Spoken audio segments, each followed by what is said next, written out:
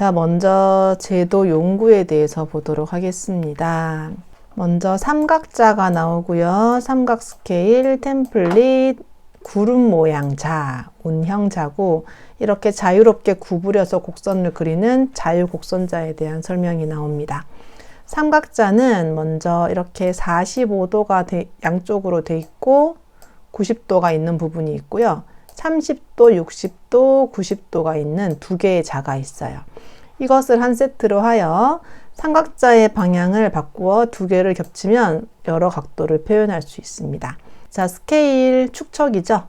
100분의 1 축척, 200분의 1, 300분의 1 이렇게 쭉 가고 6단계의 축척으로 이루어지는 거고 이렇게 한 면에 60, 50, 30, 40, 20, 10 이렇게 스케일이 6개로 나누어져 있는 자입니다.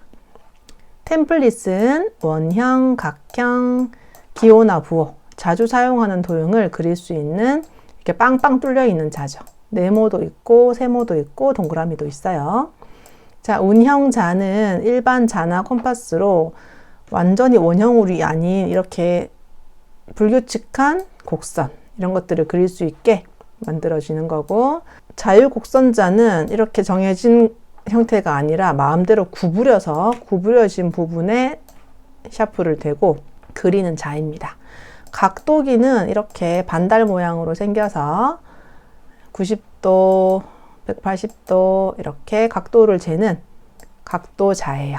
자, T자라는 건 제도판이 이렇게 있고 이렇게 T자 모양으로 생겼거든요. 이렇게 그리거나 세로로 그리거나 평행선, 수직선 등을 긋는 자입니다. 수평선을 그을 때는 왼쪽에서 오른쪽으로, 수직선은 위에서 아래로 그려주시고요. 수직선을 또 반대 방향으로 그릴 땐 이렇게 밑에서 위로 그리는 경우도 있습니다. 제도 용지는 켄트지, 우리 일반적인 스케치북 종이고요. 살짝 투명한 트레이싱지, 청사진이라고 하는 것은 트레이싱지라고 하는 반투명입니다. 거기에 이렇게 선을 그려서 청사진을 찍는 기계에 넣으면 이 선 부분이 푸른색으로 나오는 아이고요. 연필로 그린 것을 청사진으로 찍으면 오래 보관할 수 있어서 좋은 장점이 있습니다. 우리 도시의 형태를 청사진을 그린다라는 말을 옛날엔 썼었는데 요즘은 잘 안 하죠. 캐드로 하니까. 예전에는 손으로 그린 거를 이렇게 찍어서 오래오래 보관을 했습니다. 마커펜으로 채색하기에 적합합니다. 여러 가지 색깔이 있는 마커펜은 이렇게 선을 그린 상태에서 뒤집어 놓고 마커펜을 칠하면 깨끗하게 잘 칠해지는 특징이 있습니다. 트레팔지라고 하는 것은 프레젠테이션 도면용으로 사용되고 광택이 있는 특징이 있습니다. 황색 트레이싱지라고 하는 것은 이렇게 롤로 말려 있어요. 펼치면서 그리고 바로바로 찢어서 할 수 있는 거라서 좀 편리한 아이고요. 약간 누르스름한 색을 띠는 성질이 있습니다. 제도 용지 재본을 할 경우, 재본을 한다는 것은 여기에 구멍을 빵빵빵 뚫어서 이렇게 엮어주는 거고요. 이렇게 재본을 할 경우에 이 왼쪽 여백은 25mm를 유지하게 되고요. 우리 일반적으로 용지가 A4, A3, A2 이렇게 올라가는데 A0 용지의 면적은 1제곱미터라고 합니다. 이 두 개의 값을 가로, 세로를 곱했을 때 나오는 값이 1제곱미터라는 건데 0.999 이렇게 나오겠죠? 여기서 반올림을 해서 1제곱미터라는 것입니다. 가로, 세로의 비율은 이렇게 짧은 쪽이 1일 때 긴 쪽은 루트 2가 됩니다. 자, 큰 도면을 서류철용으로 접을 때는 A4 용지로 접어서 어떤 책처럼 보관을 하게 되는데 이렇게 A4 용지 크기로 접는 것이 원칙이에요. 자, 그리고 제도 용지의 크기를 한번 쭉 보시면은요, A4 용지가 210에 297이에요. 물론 밀리미터 단위입니다. A3는요, 이렇게 짧은 쪽을 하나 더 붙여요. 그럼 짧은 쪽이 297이 되고 긴 쪽은 곱하기 2가 됩니다. 그래서 이 전체가 420이 됩니다. 자, 이런 식으로 붙여나가는데 A2는요, 이쪽을 붙이는 거죠. 그럼 297 곱하기 2 해서 요 길이가 594가 되고요. 이렇게 계속 붙여나가는 거예요. 도면의 표시 방법에 관한 사항입니다. 선의 종류와 용도에서 실선, 파선, 1점 쇄선, 2점 쇄선 이렇게 들어갑니다. 실선은 그냥 실선, 파선은 점선, 1점 쇄선은 선 한 번, 점 한 번, 선 한 번, 점 한 번. 2점 쇄선은 선 한 번, 점 두 개, 선 한 번, 점 두 개. 이렇게 가는 게 2점 쇄선입니다. 굵은 실선은 단면선, 외형선, 파단선. 파단선이라고 하는 것은 이렇게 어떤 집이 가다가 이쪽에 더 있는데 생략을 했을 때 나오는 선이 파단선이고요. 물체에 보이는 부분은 실선으로 표시를 하게 됩니다. 가는 실선은 치수, 치수 보조선. 보통 이렇게 치수를 봤을 때 이 선이 치수선, 이 선이 치수 보조선 됩니다. 그리고 인출선, 인출선은 좁을 때 당겨서 이렇게 표시하는 이 선, 이게 인출선이고요. 지지선도 비슷한 개념. 해칭선은 이제 물체가 있으면 잘라진 면을 표시할 때 재료를 표시하는 게 해칭선이고요.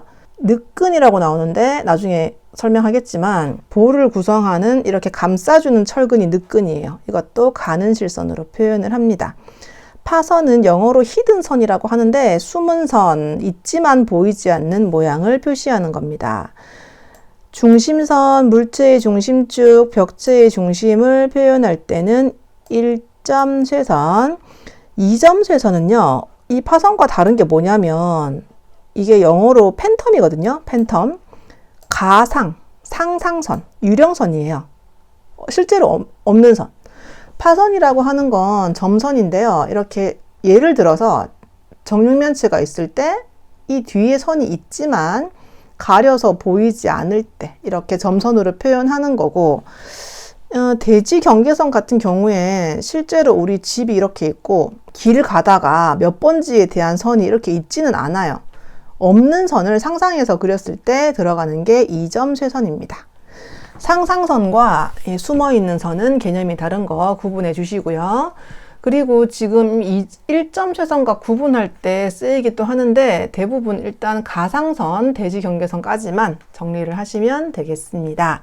자, 선을 그을 때 유의사항, 용도에 맞게 굵기를 구분하여 사용해야 됩니다. 중요한 건 굵게, 중요하지 않은 건 가늘게 구분해서 사용하시면 되겠고, 축척에 따라 선의 굵기를 다르게 합니다. 좀 큰 도면은 더 굵게, 작은 도면은 좀 작게.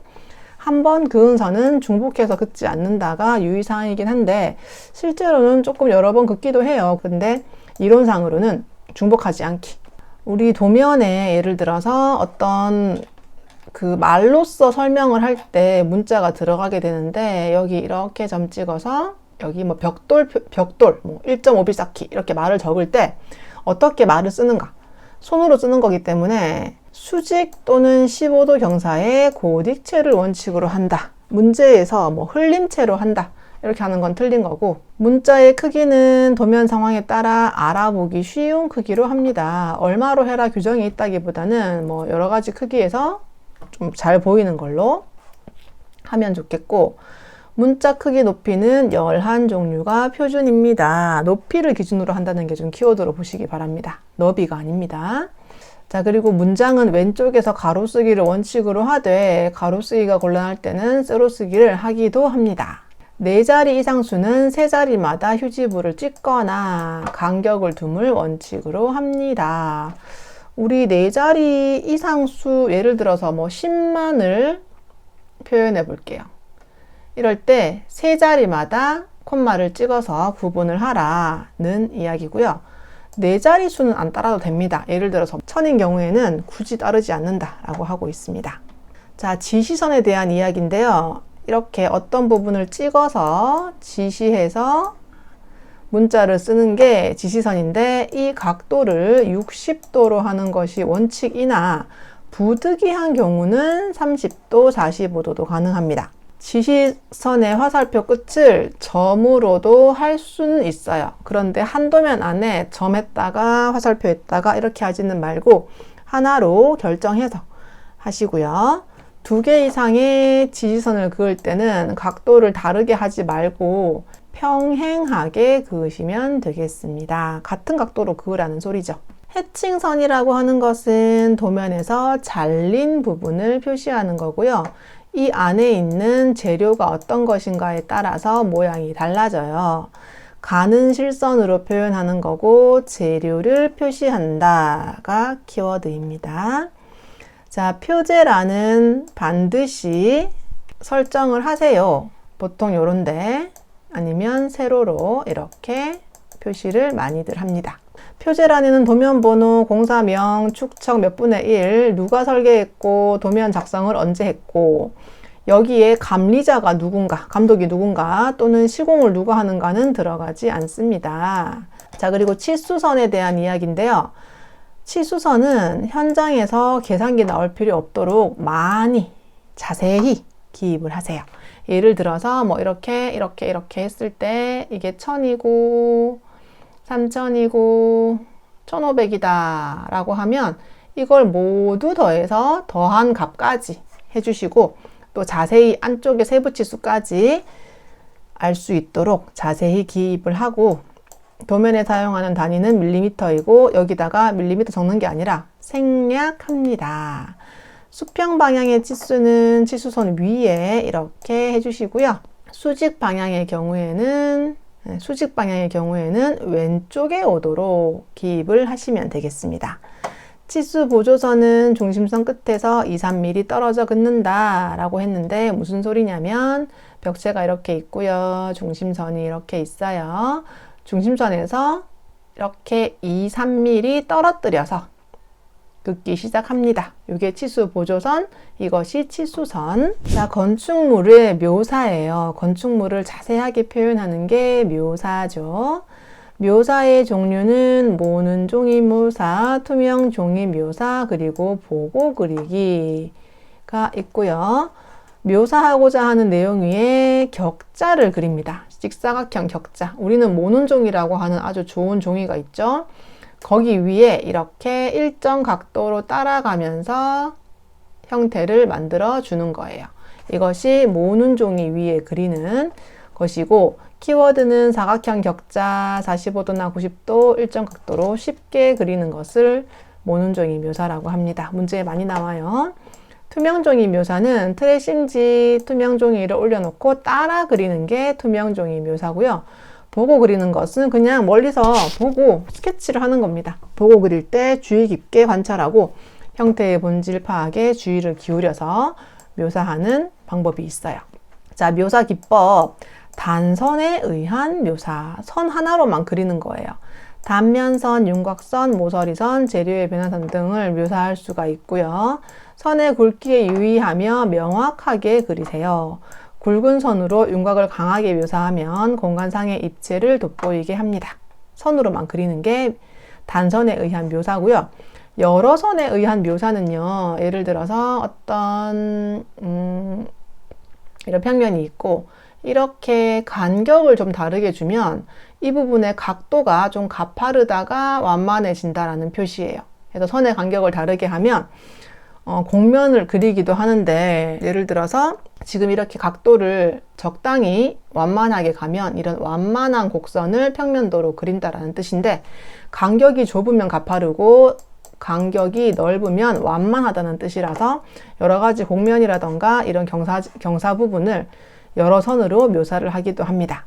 그리고 단선과 명암에 의한 묘사, 선으로 공간을 한정시키고 명암으로 음영을 넣는 거예요. 그림자 표현하는 건데 항아리 같은 거 그릴 때 이렇게 빛이 여기 있으면 이쪽을 이렇게 선으로 공간을 한정해서 그 안에 명암을 넣는 방식입니다. 입체도 그릴 때 많이 나오는 건데 그림자는 여기 그림자가 지겠죠. 이 그림자는 이 표면 그늘보다 더 어둡게 표현을 합니다. 자, 그리고 점을 이렇게 좀 촘촘하게 찍느냐, 느슨하게 찍느냐에 따라서 이 표면의 형태를 보여주는 건데, 촘촘 또는 느슨하게 해서 형태의 변화를 보여주는 것이 점에 의한 묘사, 점만 이용하는 겁니다. 자, 묘사 도구인데요. 연필 또는 잉크로 우리가 묘사를 하기도 해요. 일반적으로 연필로 많이 하고요. 단단한 정도에 따라 17단계로 구분하고 있습니다. 여기서 H는 하드, 딱딱한 정도고요. 그리고 B는 블랙, 얼만큼 시꺼멓게 나오는가입니다. 좀 부드러운 거죠. 무른 거. 지울 수 있는 장점이 있지만 번지거나 더러워지는 단점. 이거 문제에 되게 많이 나와요. 잉크는 깨끗하고 선명하고 농도를 정확히 나타낼 수 있는 특징을 가지고 있습니다. 자, 그리고 배경 표현 방법이 나옵니다. 배경은 필요할 때 그냥 적당히 하면 됩니다. 가까운 건 비교적 사실적으로, 멀리 있는 건 단순하게 표현하시면 되고, 우리 공간에 지장을 줄 정도로 너무 화려하게 막 그리면 안 돼요.